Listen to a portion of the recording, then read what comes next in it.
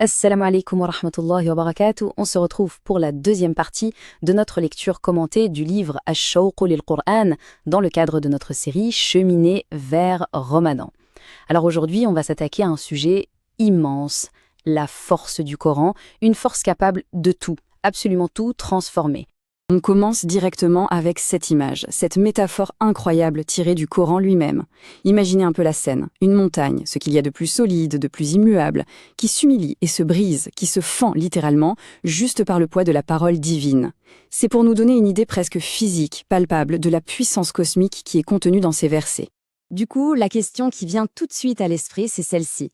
Si une montagne peut être pulvérisée, qu'est-ce qui se passe quand cette même parole vient frapper à la porte du cœur humain, ce cœur qui peut être si fragile et en même temps si dur? C'est ça qu'on va explorer ensemble.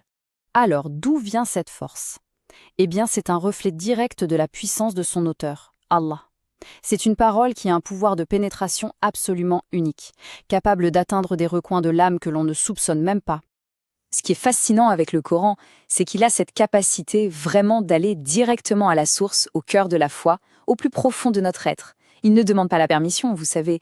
Il s'infiltre, il touche le cœur et le met en mouvement, et il nourrit la foi. Comme le dit le verset, et quand ces versets leur sont récités, cela augmente leur foi. Et ce qui est fou, c'est que ça marche même sur les cœurs les plus durs, décrits parfois comme étant plus durs que la pierre elle-même. Pensez un peu aux compagnons du prophète. En quelques instants, après avoir simplement entendu quelques versets, des années, des générations d'habitudes, de traditions, étaient complètement balayées. Le Coran ne changeait pas juste leurs idées, il changeait leur être tout entier, de l'intérieur. Voyons maintenant comment ce pouvoir s'est manifesté de façon très concrète, très visible chez les premiers musulmans. Parce que ce n'était pas une transformation abstraite, non, c'était un changement radical qui se voyait et qui se ressentait au quotidien.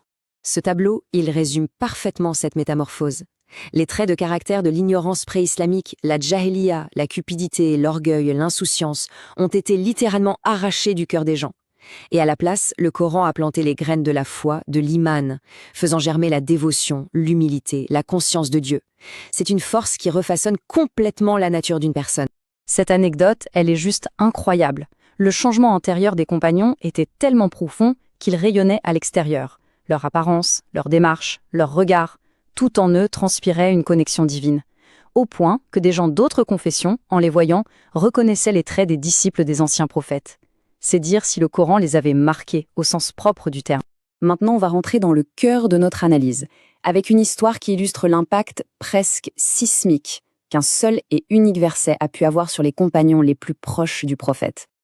Et voilà le verset, celui qui a tout déclenché. Le sens est vertigineux.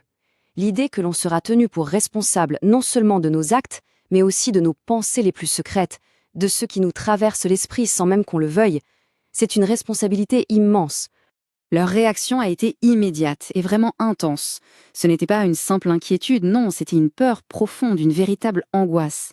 Ils ont compris tout de suite la portée de ce verset. Personne ne peut contrôler à 100% ses pensées. Ils se sont sentis écrasés, littéralement, par le poids de cette responsabilité, la jugeant impossible à porter. Mais c'est là que réside toute la leçon.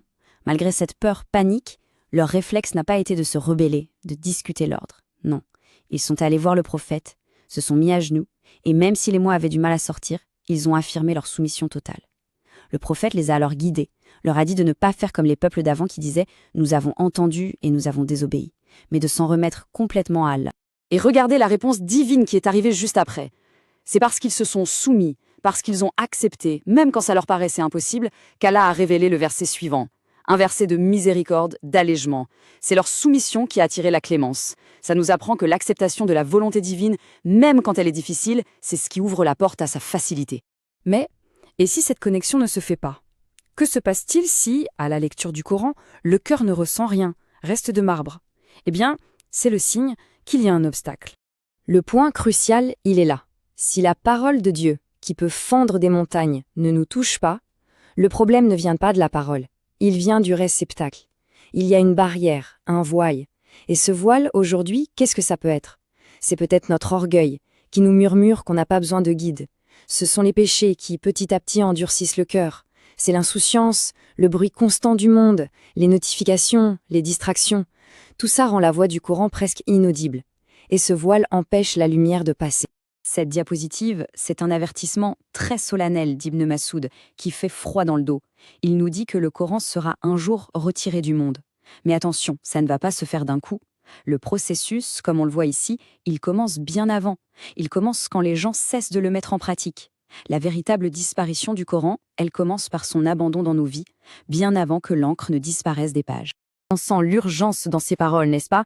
Il nous presse, il nous supplie presque de nous connecter au Coran maintenant, avant qu'il ne soit trop tard. Imaginez ce sentiment de vide absolu. Se réveiller un matin et se rendre compte que la parole de Dieu a disparu des cœurs et des livres. C'est un véritable appel à l'action. Bon, après cet avertissement un peu grave, terminons sur une note d'espoir, et surtout avec une voie à suivre. Car si le Coran est une source de crainte respectueuse, il est avant tout une source de vie. Dans une invocation très célèbre, on demande à Allah de faire du Coran le rabbi de nos cœurs. Ce mot rabbi, il est magnifique. Il ne veut pas juste dire printemps. Son sens premier, c'est la pluie bienfaisante qui vient faire revivre une terre morte et aride. Demander ça, c'est donc demander au Coran de faire pour notre cœur ce que la pluie fait pour la terre. Le faire revivre, y faire germer la foi et y faire fleurir les bonnes actions. Alors, comment on prépare notre terre à recevoir cette pluie? Comment on lève ces voiles dont on parlait? Les savants nous ont donné des clés très pratiques qu'on voit ici. L'idée, c'est de ne pas lire le Coran comme on lirait un journal. Il faut se préparer physiquement et spirituellement, se purifier, se mettre dans un endroit calme, s'asseoir avec respect. C'est comme si on se préparait pour un rendez-vous avec la personnalité la plus importante et la plus majestueuse qui soit. C'est cette attitude de respect et de révérence qui ouvre le cœur à son message. On termine donc avec cette question, qui est peut-être la plus importante de toutes. Notre relation avec le Coran, c'est quoi au fond?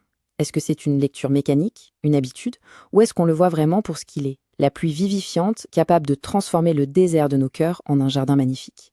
La réponse à cette question, eh bien, elle détermine tout.